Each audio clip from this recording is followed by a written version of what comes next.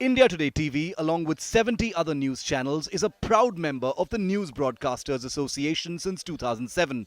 We strictly follow the code of ethics and guidelines issued by NBSA. Beware of unregulated channels. We're going to have today a lawyers roundtable. 4 top lawyers, criminal lawyers as well as senior lawyers at the Supreme Court are going to look at this case closely for us. I'm going to raise some questions. WhatsApp chats, are they proof enough? Are Deepika and others to be treated as accused in this case, or are they witnesses? Is the NCB probe at the moment simply at one level about naming and shaming guilt by accusation? Joining me now are Zulfikar Memon. He is a young lawyer and a managing partner of an important law firm in Mumbai. I'm joined by Aryama Sundaram, top lawyer at the Supreme Court. Rizwan Merchant is one of Mumbai's top criminal lawyers. And Vishwajit Bhattacharya, former Additional Solicitor General and Senior Counsel at the Supreme Court with us. Thank you all very much for joining us. I'm going to come to each of you one by one on specific issues, and I'm going to start with Zulfikar, who joined me a little while ago, on the issue of WhatsApp conversations. Under the NDPS Act, Zulfikar, are WhatsApp chats admissible evidence that can prove culpability? Because the Narcotics Bureau case at the moment seems to rest almost exclusively on these WhatsApp chats. Ajib, thank you very much. At first, let me tell you that WhatsApp and electronic evidence by itself is not enough. It is admissible, no doubt about it, but that just leads to something else. The fact is that the most important aspect of any offense is that there has to be a crime which has to be committed. So even if there is this WhatsApp chat, or if the chats have come out now in the public and that we read about messaging each other about buying or procuring or consideration, or even if there is any consumption or anything like that, it has to be backed by the fact that did that actually happen? So even if the NCB gets hold of these chats by itself would be meaningless. It can be admissible in the court of law only to the extent that that has to lead to a particular act, which means that this chat will now lead to others to come in, whoever are involved in this chat to come in and give their statement to the NCB. And in that statement, they will be questioned as to what happened after these chats. And I don't think anybody would go there and admit that, yes, based on these chats, I did procure, buy, pay consideration, or then even consume. So if that cannot be demonstrated after that, it's meaningless. So you're telling me simply on the basis of the chats, a case cannot be built. Am I correct, Zulfikar? Yes, that is exactly what I'm saying is not enough at all. I mean, it can lead to a lot of sensationalization in relation to celebrities as to what is the content of the chat that they exchange with parties. But anybody as a defense lawyer, I would advise my client, if at all, they have to go for a statement. You know, nobody will ever go and admit that, yes, this is in relation to something that I've been doing and I've been consuming. More importantly, the fact is these chats date back to 2018, 2017. I mean, really, nobody has recollection of these chats, whether they were actually done on their phone, somebody else used the phone, is it really authentic? All of these things will have to be tested, and that will be the test of the trial. So at the time of trial, the most important thing what the investigating officer is going to do at this point of time when they receive the chat is that they're going to couple it with a 65B notice certificate, which is going to just prove the authenticity of the source where these chats have come from. That's it. But then based on that, you know, is there an act to prove? Is there recovery? Is there proof of consumption? Is there proof of purchase? All of these things are going to be faced. The investigating agency will be faced with all these things. Let me come to you therefore, Aryama Sundaram. Do you believe WhatsApp chats are evidence in itself? If today Deepika Padukone is, there is a chat from say 2 years ago where she says, "Mal hai kya, hash na, ganja nahi," are these enough to start some kind of a prosecution process under NDPS? Look, Rajdeep, before I answer you, let me tell you exactly what a WhatsApp chat or any electronic media is proof of. Yes. At the most, it is proof that a message emanated from a certain machine and was received by another machine. It is proof of that fact. That it emanated, the WhatsApp chat may have emanated from this telephone number, was received by another telephone number. Apart from that, there is no other presumption. As to its contents, as to what happened thereafter, there is no presumption at all. there is not even presumption that a given person received it. It's an instrument received it. So you must realize that that is the extent of the WhatsApp chat, which is what brings me to the major issue. I refuse to believe that the NCB, which is a board which should really be going into huge issues of massive drug smuggling and drug peddling and drug pushing in India, is spending so much time and energy, as attractive as it may sound, against the Bollywood stars. But I feel that we are mistaking between what is an investigation and what is a trial. The only way I can see NCB being justified in this overall glamorization of the investigation, calling all the Bollywood stars, etc., I refuse to believe it's for their self-aggrandizement. I can only think that perhaps they're using these and summoning these people to find out what the source of these drugs are. Who actually is peddling the drugs? Where are these drugs coming from? Are these drugs coming from other countries? If so, where? And probably start the chain by starting at the bottom rung of the ladder and try to work up to find the actual source, which is the only way I can see the importance of NCB getting into it. Okay. Not to catch Mr. X or Mrs. Y or Mr. Z having consumed drugs, because something like that should be done by a local police officer, and it's something, according to me, is not something for a mammoth inquiry. Consumption of drugs in itself is not a great offense under the Act, and rightly so, because these people ought to be treated and not punished. I'm going to come to that specific issue of consumption in a moment, and what how consumption should be looked at. But I want to, for a moment, just get all your views on WhatsApp evidence, because, as I said, that has been the primary evidence that the NCB seems to be working on. Rizwan Merchant, your view: WhatsApp chats, some of which date back to 2018, 2017, are they enough for the investigations to lead to any kind of prosecution? Rajdeep, as far as the WhatsApp chat is concerned, as I've already taken a stand earlier with you, that it is indeed an electronic piece of evidence admissible under 65B of the Indian Evidence Act. But as rightly put across by Sundaram sir, at the best it can prove is it has come from A machine, it has gone to a B machine. The second thing is that the WhatsApp chat of A machine and the WhatsApp chat of B machine are of two independent authors of the or owners of that particular machine. Unless and until the authors don't stand up and say that yes, I send this message and I received this particular message, it's not going to be an admissible piece of evidence.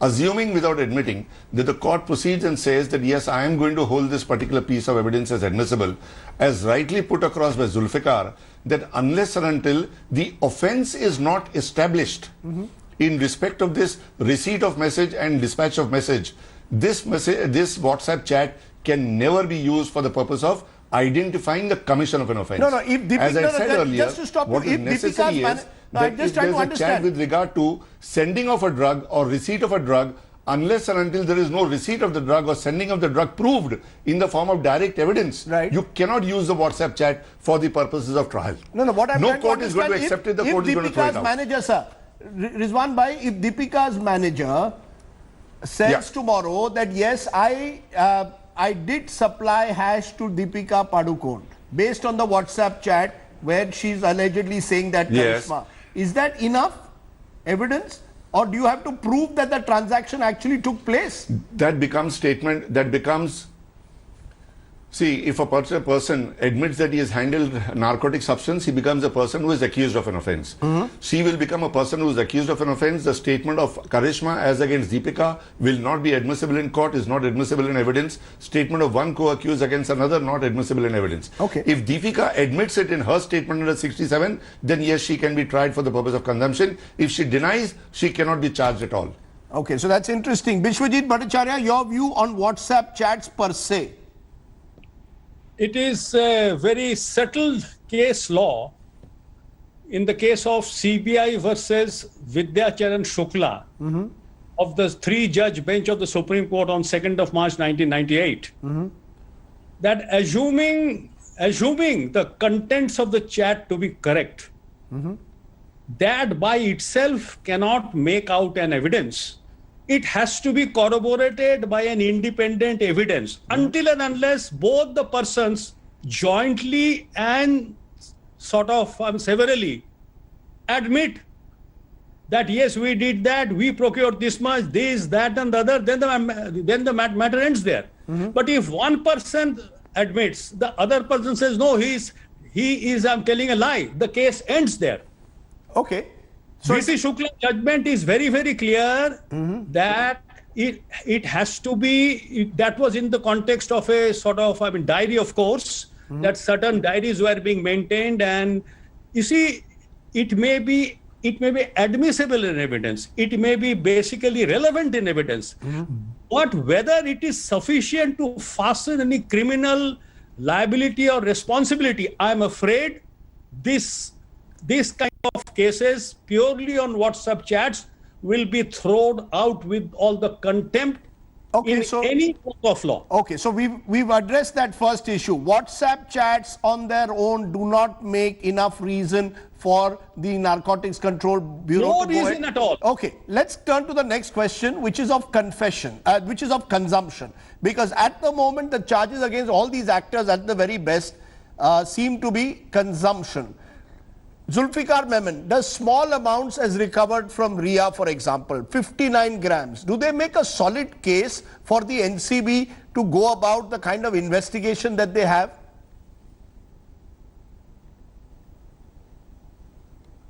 The amount matters, and it is specified very clearly in the act as to how much is consumable, how much is kept. See, because after a certain portion, even if it is kept for consumption, and you may have kept it in a store for your consumption on a weekly basis, but if that quantity exceeds the small quantity and comes into the borderline of commercial quantity, then it's a serious offense. Then it is regardless whether you've kept it for consumption or you've kept it for whatever purposes. So the idea is that how much of the contraband is has been taken from you and recovered from you is a very important aspect. So all that needs to be checked.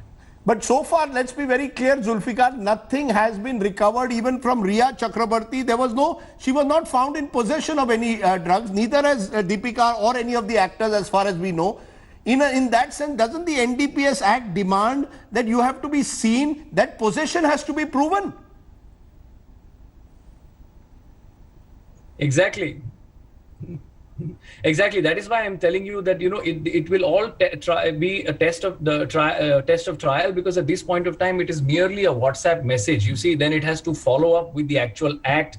There has to be recovery. There has to be and even after there is recovery of that particular contraband, Rajdeep, I must tell you that it then has to be sent to the forensic to ascertain whether that contraband is actually that particular contraband or it's a mixture of what. And based on the result derived from that forensic is when the charges will be framed. Very interesting, Aryama Sundaram, because in none of these cases so far has any contraband been found on any of these stars. These stars are being summoned one by one by the NCB. It appears that the campaign therefore is name and shame, guilt by accusation, because the act is very clear. You will have to show some element of consumption, evidence of consumption that, as you said, goes beyond WhatsApp chats. In fact, Rajdeep, that's why I said I'm slightly more charitable than you are being to the NCB. I'm being more charitable because if all the NCB was doing is to find out whether there is any chance of proving that these people consumed when nothing was found in their possession based on a WhatsApp chat, it sounds to me fairly absurd and a waste of great public money on a body like the NCB. If this is what the NCB is doing, I'm very sorry as a taxpayer that some of my money is going to them. But the fact is, I'm more charitable than you. I believe that this WhatsApp chats have shown that these are people who could likely know the persons who have these drugs, who are supplying drugs, and thereby start investigation into where these drugs are coming from, who are the real traffickers, who are the real peddlers, who are the real suppliers, who are the real importers, who are the real smugglers. So Aryama Sundaram, are they accused of witnesses? I think right now they are nothing more than witnesses. According to me, at this stage, they are definitely not accused. They are definitely not accused at this stage. They are people who are being called upon in an inquiry, which inquiry I believe is much larger than just a question of calling these people and trying to find out whether they consumed or did not consume. I mean, and that too 2 or 3 years ago. I mean, for me, that's an absurdity. It's an absolute absurdity to call people, investigate whether 3 years ago they consumed drugs. Did you not answer this? Did you have drugs or not? I mean, that's an absurd investigation. And I refuse to believe that is what all this time is being wasted for. I believe it's more, and I should think, that if the NCB is serious about its work, their aim is to find out from these people, to inquire with these people, what are the sources, where is it coming from, who's actually bringing in these drugs, how is it made readily available, what are the quantities, where have you heard about it, do you have any news on this, can you help us to let us know whether who are the people who are actually known to be peddling in drugs, and then summon those people and start investigating with them. If that was not the case, then I really don't understand what is going on.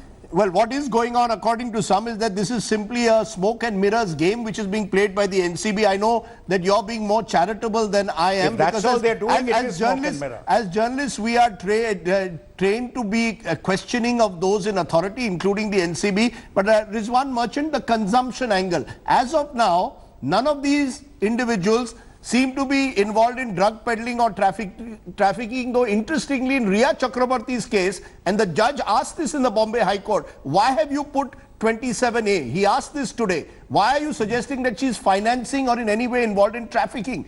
Your sense, is this consumption and therefore at best a bailable offense? In all these cases. Rajdeep, look, if you see the NDPS Act very carefully, Section 42 speaks of receipt of information by an officer of NCB with regard to the commission of an offence under NDPS Act or possibility of commission of an NDPS Act. So this WhatsApp chat at best can be stretched to mean that it is an information which is available with the NCB officers for the purpose of investigation. The moment you embark upon that information for investigation, unless and until you don't get in your hand any particular substance which is concluded by you from your field testing kit or from your forensic examination as a narcotic substance or a psychotropic substance, you cannot even register a case under the NDPS Act. No, so as of now, Deepika is a witness and not an accused. As per whatever chart is available. No, are you clear that Deepika, therefore, at the moment, at this best particular is a stage, witness? if she has been summoned,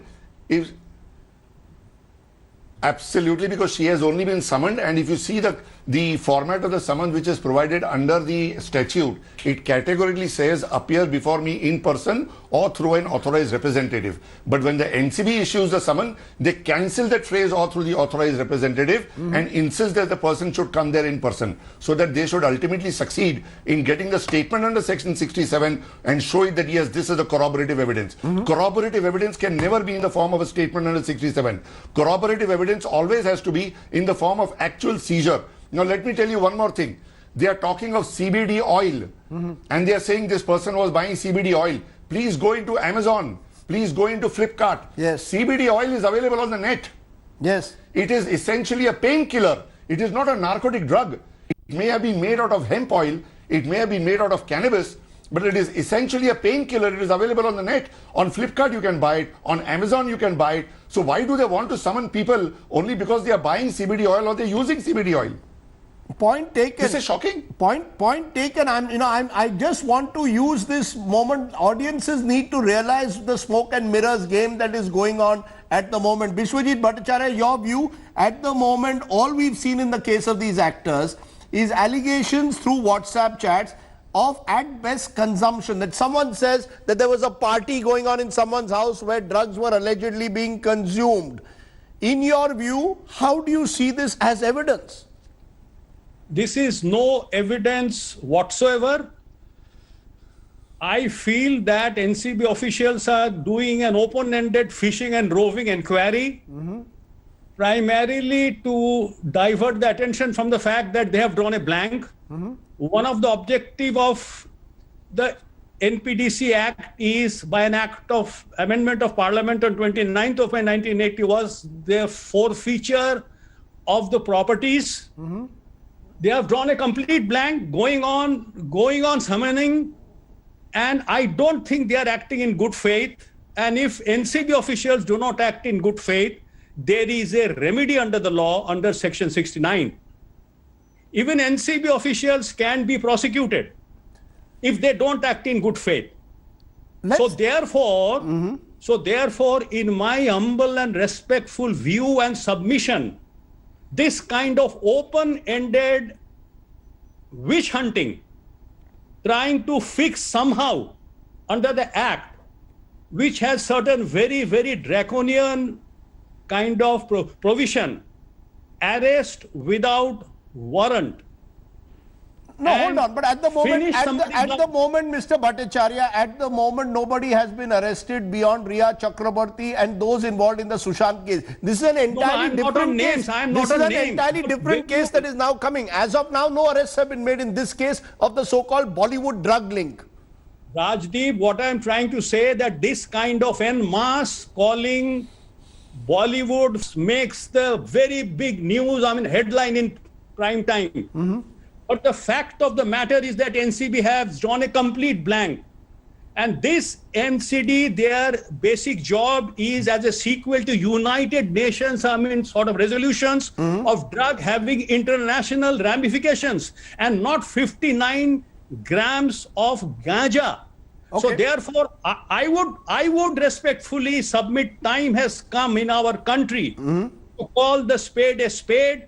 This kind of a witch hunt. You see, the Honorable Justice, Chief Justice, I mean, Lodha called Central Bureau of Investigation as a caged parrot. The former Chief Vigilance Commissioner, Mr. Vittal, called the Enforcement Director as the most corrupt department in the country. Now, time has come to use some similar adjective against NCB.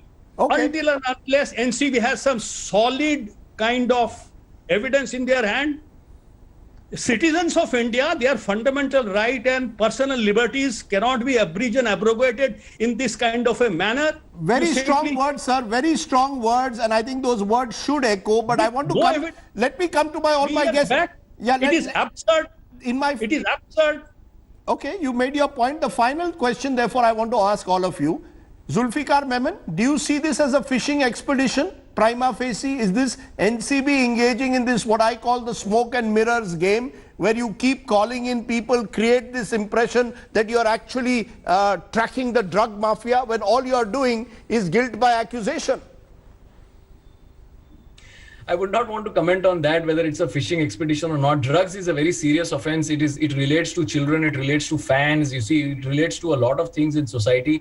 But at this point of time, it's just the sensationalization, the way the madness is all, hyped, that I think is a little bit too much as far as the celebrities are concerned. Because as I said, one must be also considerate to the fact that it takes humongous amount of effort to build reputation, and then just because of some chats which are flying in the air, which are not even authentic, nobody has seen whether they really exist, how are they come, statement of Miss Saha, and those statements can easily be retracted at a later stage. I can understand that NCB statements given to NCB are all admissible, but at a later stage, there is still an option to retract these statements. So eventually, 3 months down the line, all these statements, what we are seeing may be retracted. So it's a little too much of sensationalization, I feel.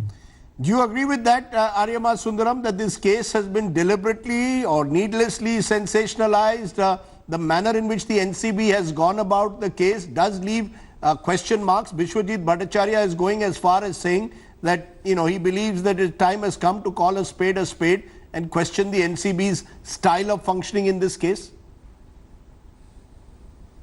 My answer to you, Rajdeep, is that if it is the aim of the NCB to find out what the source of these drugs are, to clear the real drug menace, to find out who the peddlers are, smugglers are, suppliers are, then I think the NCB is justified in carrying on the investigation. If it is nothing but to sensationalize, certainly not. And in that context, I want to say that if their aim is exactly what I would have liked to believe it was, which was to find out the source, I cannot understand why all this information is coming out from the NCB sources. Why this is being sensationalized, for which the media has no small role to play. The topic is being sensationalized, and the NCB is doing one nothing. minute, Aryama Sundaram. It's not the 1 minute, Aryama And that Sundaram. I feel Normally, is wrong. sir, just a minute. Normally, in such cases, when there are people that you want to call in, whether at witness or accused, you do it under a cloak of secrecy. Here, names are leaked out. So therefore, Absolutely, the media. I'm agreeing with you, Rajdeep. Even if you want to catch the peddler I'm who's agreeing with allegedly you, linked to Rajdeep. this drug consumption, the peddler will disappear. That's the irony of it. The peddler will never be That's caught. why, Rajdeep, Rajdeep, I agree with you 100%. That's exactly what I'm saying. While I'd like to believe that the NCB is really wanting to come to the source of all this, unfortunately, the manner they're going about it by sensationalizing it makes me wonder what they're exactly doing. And that is something I criticize completely. They have no business to sensationalize it like this. They should carry on an investigation, a quiet one, to find out what the real, who the real villains are. That I would justify. But if they're using this to sensationalize, and I'm saying even if their aim is to find out who the real villains are, they have no right, they have no call to sensationalize it the way they have. And I'm finding equal fault with the manner they're sensationalizing it. Point taken. Rizwan Merchant, in your long career where you've dealt with similar cases, is this unusual, the way the NCB is playing this out in the public domain, that even if you're a peddler tomorrow and you want to reach out to the, catch the peddler, he will disappear. You will never catch him with the drugs now. You are absolutely right, Arnab. Rajdeep. Sir, whatever it This is, is please something don't which has call never me happened Arnab in the last Goswami. I 35 will have years of a, I career will dealing find on it a daily difficult to basis. handle. It is. It No, will I'm be so sorry. difficult My for me apologies. to handle that. He was My a good apologies. old friend My of mine, apologies. My but his apologies. journalism and my journalism My are now apologies. The thing east is, and I've been west. coming on his show so regularly. Yeah, that's okay. That's okay, 9 sir. o'clock was always a time fixed for him, but not anymore. Not Okay. anymore. My apologies. No problem. You definitely deserve not to be called by Arnab. No. Now, you see, as far as my entire career, 35 years, Yes. I have never come across a particular case by NCB where they would disclose the contents of a particular statement, more particularly the names of co-accused who are wanted by them or who are parties to a conspiracy, etc. They go to this extent of maintaining secrecy that even in the remand application, they do not disclose it to the court as to who is the next accused in line, who is the conspirator, who is the co-conspirator, etc., etc. This is for the first time that now they say we've got 150 names. You're going to be disclosing 150 names. This is never done. You always maintain secrecy in respect of one particular name. Right. Why is it that you are ready and willing to disclose 150 names? It has never happened. You know that, It should not happen. Because as you rightly say, if one particular person's name is disclosed, he is going to disappear. He will get the best of legal facilities available. When he goes to the office for the purpose of statement, he knows everything what is likely to be questioned. He knows everything what is likely to be answered. And he will never be able to give material to the investigating officer in the body of his statement, on the strength of which they would be able to do further investigations. You know, that's exactly why, you know, this case is so mystifying and a smoke and mirrors game. Vishwajit Bhattacharya, as a final word, look at Riya Chakrabarti's case itself. All her chats were leaked out earlier, including to a Gaurav Arya in Goa. He would naturally then, even if he had drugs at any stage with him, he will make it disappear. And Riya Chakrabarti is being charged in a case where Sushant Singh Rajput seems to be the prime consumer of the drugs itself, and the cook and the help have been charged. What do you make out of all this? Rajdeep, I am a little sad about the soul who has departed, so I would like to comment anything about the soul who is no more. But as far as Riya Chakrabarti is concerned, originally the allegation was whether it is abetment to suicide or to murder. Then it shifted to money laundering, and from then money laundering it shifted to drugs. You see, so far as things are going on, and from one drug to another, 5-6 persons have been basically roped in. Now, you know, this we had a very, very illuminating show in your channel a few days back by Mr. B.P. Kumar. Former Mr. narcotics B.P. chief. He is the doyen of the India's narcotics, and what terrific illuminating words he gave. You know, he was the founder, I remember.